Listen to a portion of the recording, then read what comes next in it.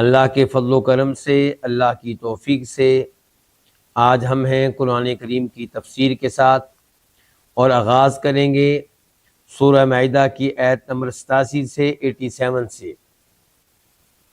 اللہ رب العزت ارشاد فرماتے ہیں، یا ایھا الذین آمنوا لا تحرموا طیبات ما احل اللہ لکم ولا تعتدوا ان اللہ لا يحب المعتدین۔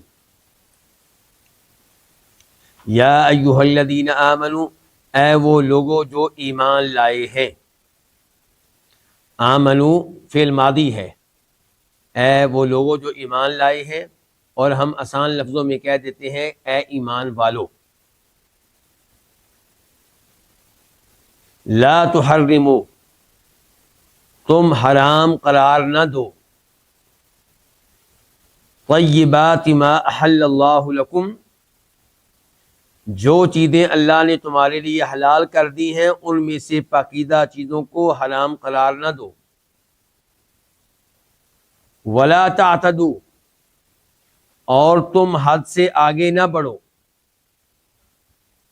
ان اللہ، کیونکہ اللہ تعالی، بے شک اللہ تعالی، لا یحب، محبت نہیں کرتا، المعتدین، ان سے جو حد سے تجاوز کرنے والے ہوں، حد سے آگے گزرنے والے ہوں، حد سے بڑھ جانے والے ہوں۔ آیت کا آغاز یا ایھا الذین آمنوا سے ہو رہا ہے۔ اللہ رب العزت کسی چیز سے منع کرنے لگے ہیں، اور منع کرنے سے پہلے کہہ رہے ہیں کہ اے ایمان والو، یعنی کہ اگر تم واقعی مومن ہو تو پھر تمہیں اس چیز سے دور رہنا چاہیے جس چیز سے تمہیں منع کیا جا رہا ہے۔ یہ تمہارے ایمان کا تقاضا ہے، اور اس کا مطلب یہ ہے کہ اگر تم اس پہ عمل کرو گے تمہارا ایمان مزید بڑھے گا، اور اگر تم اس پہ عمل نہیں کرو گے تو تمہارے ایمان میں نقص پیدا ہوگا۔ یا ایھا الذین آمنوا، اے ایمان والو، کس چیز پہ ایمان لانے والو؟ ہر اس چیز پہ جس پہ ایمان لانا واجب ہے، اور خصوصی طور پہ اس میں داخل ہوں گی 6 چیزیں۔ اللہ پہ ایمان لانا، اللہ رب العزت کے فرشتوں پہ ایمان لانا، اللہ کی طرف سے نازل کردہ کتابوں پہ ایمان لانا، اللہ کے انبیاء کرام علیہم الصلوۃ والسلام پہ ایمان لانا، اور آخرت پہ ایمان لانا، اور تقدیر پہ ایمان لانا۔ اس آیت کا سبب نزول کیا ہے جس کو ہم ابھی پڑھ رہے ہیں؟ اس معاملے میں عبداللہ ابن عباس کہتے ہیں رضی اللہ تعالی عنہما، اور یہ حدیث ترمذی شریف کی ہے، کہ نبی علیہ الصلوۃ والسلام کے پاس ایک آدمی آیا، اس نے کہا کہ میں جب بھی گوشت کھاتا ہوں تو مجھ میں عورتوں کے لیے رغبت پیدا ہوتی ہے، تو اس لیے میں نے گوشت کو اپنے اوپر حرام کر لیا ہے۔ تو اللہ رب العزت نے اس وجہ سے اس آیت کو نازل کیا کہ یا ایھا الذین آمنوا لا تحرموا طیبات ما احل اللہ لکم، اے ایمان والو، ان پاکیزہ چیزوں کو حرام قرار نہ دو جو اللہ نے تمہارے لیے حلال کر دی ہیں۔ یہاں پہ ایک اور حدیث کا تذکرہ کر دینا بھی مناسب ہوگا، جسے عبداللہ ابن عباس روایت کرتے ہیں، اور امام طبری رحمہ اللہ اپنی تفسیر میں لے کر آئے ہیں، کہ نبی علیہ الصلوۃ والسلام کے پاس صحابہ کرام میں سے چند لوگ آئے، کہنے لگے کہ ہم چاہتے ہیں کہ ہم اپنی شرمگاہوں کو کاٹ کے رکھ دیں، اور یہ کہ ہم دنیاوی مرغوب چیزوں سے الگ تھلگ ہو جائیں، اور زمین میں ہم چلیں پھریں جیسے عیسائیوں کے راہب چلا پھرا کرتے تھے، جیسے وہ چلتے تھے، وہ پھرتے تھے، اور جیسے انہوں نے دنیاوی مرغوب چیزوں سے علیحدگی اختیار کی، کنارہ کشی اختیار کی، ہم بھی یہی انداز اپنا لیں۔ تو نبی علیہ الصلوۃ والسلام نے انہیں اس سے منع کیا، اور ان سے کہا کہ دیکھو، میں تم میں سے سب سے بڑھ کر اللہ سے ڈرنے والا ہوں، اور میری صورتحال یہ ہے کہ میں رات کو تہجد بھی پڑھتا ہوں، نیند بھی پوری کرتا ہوں، یعنی کہ پوری رات عبادت میں نہیں گزارتا، دن کے وقت کبھی روزہ رکھتا ہوں، کبھی نہیں رکھتا ہوں، میں نے کئی ایک شادیاں کر رکھی ہیں، تو یہ ہے میری سنت، یہ ہے میرا طریقہ، اور جو میرے طریقے سے راز کرے وہ مجھ میں سے نہیں ہے۔ اس سے ملتی جلتی حدیث بخاری شریف میں آتی ہے کہ 3 آدمی آئے تھے اور ان میں سے ایک نے اعلان کیا تھا کہ میں پوری رات اللہ کی عبادت کیا کروں گا، سویا نہیں کروں گا۔ دوسرے نے اعلان کیا تھا کہ میں روزانہ روزہ رکھا کروں گا، ناغہ نہیں کروں گا۔ تیسرے نے کہا تھا میں کبھی بھی شادی نہیں کروں گا۔ مقصد تینوں کا یہ تھا کہ ہماری زندگی اللہ کی عبادت میں گزرے گی۔ تو نبی علیہ الصلوۃ والسلام کو جب یہ اطلاع ملی تو آپ علیہ الصلوۃ والسلام نے لوگوں کو خطبہ دیا اور ان کے سامنے یہ موضوع رکھا کہ 3 لوگوں نے اس قسم کے اعلانات کیے ہیں، اور پھر آپ نے خبردار کیا کہ یہ میرا طریقہ نہیں ہے، اور جو میرے طریقے سے راز کرے وہ مجھ میں سے نہیں ہے۔ تو اس سے آپ یہ اندازہ لگا سکتے ہیں کہ وہ چیزیں جن کو اللہ تعالیٰ نے حلال قرار دیا ان کو حرام قرار دینا کتنا بڑا جرم ہے۔ بلکہ سورہ توبہ کی یہ آیت ذکر کر دینا مناسب ہوگا کہ اتخذوا احبارهم ورهبانهم اربابا من دون اللہ والمسیح ابن مریم۔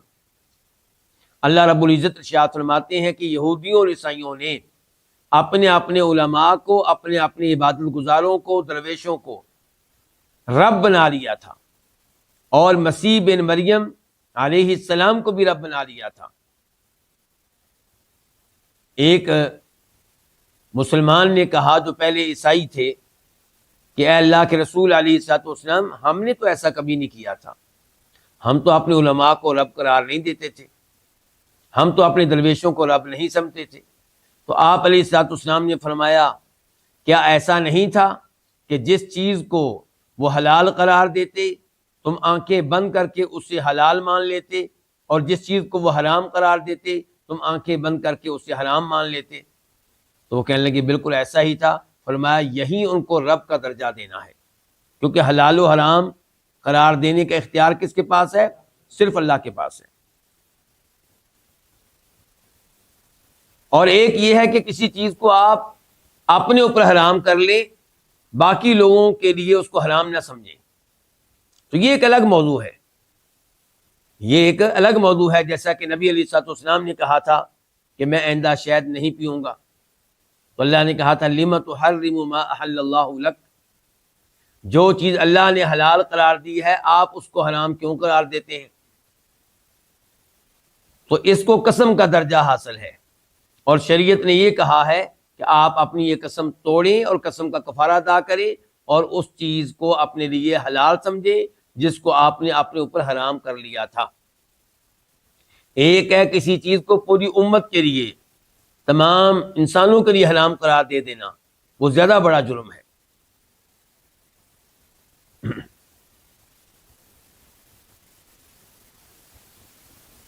طیبات، طیبات ان کی جمع ہے پاکیزہ چیز۔